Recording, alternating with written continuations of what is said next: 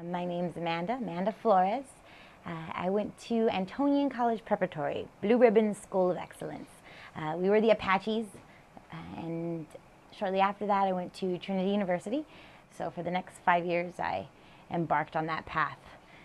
Started off as an art psychology double major, which quickly changed. Then I became an English major and a creative writing minor.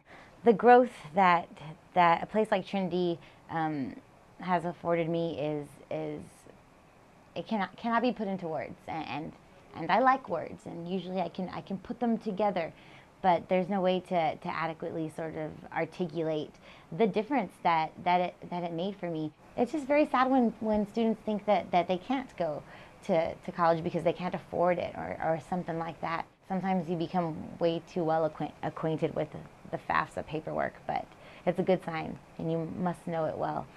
I had my financial aid advisor, Christina Pickla, on speed dial. I knew how to get to the financial aid office from anywhere at Trinity, on Trinity's campus, in like 10 minutes. They all knew me by name. Now I do a little bit of everything. I've been very blessed.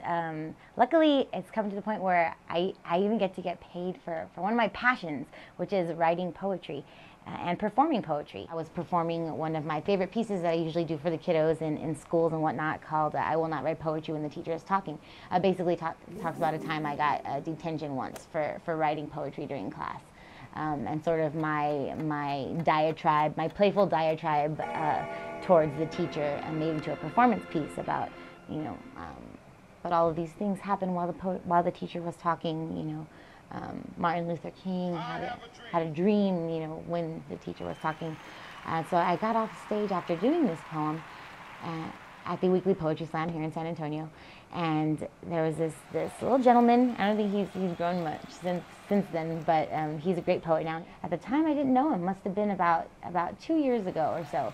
I got off the stage, and he said, "I love that poem, Amanda Flores. I love that poem." And then he said, "Look," and he raised his shirt, and there was the tagline of my poem, tattooed on his rib cage. "I will not write poetry when the teacher is talking. ... And I was just so taken aback, totally flattered once I learned his name, and now we're great friends, and now he's representing San Antonio all over the nation. So it's excellent to see that you can make a difference or inspire someone to write. It's a great feeling. I almost wish as though I could put that on my resume. Someone has my words tattooed on them, because it's something small and sort of superficial maybe, but it felt special. It felt special to know that kind of made an impact on him. Hopefully he doesn't regret it when he's 50 or something like that. We'll see. And I'm confident that I wouldn't have anywhere near that sort of skill capability if it weren't for the time I spent at Trinity. 5 years. It took me an extra year, but I did it. There are 1,000 resources out there. You just gotta look, and don't be afraid to ask. It's just a matter of finding those resources. They're not all going to come to you. It's not going to be easy, but it doesn't have to be hard.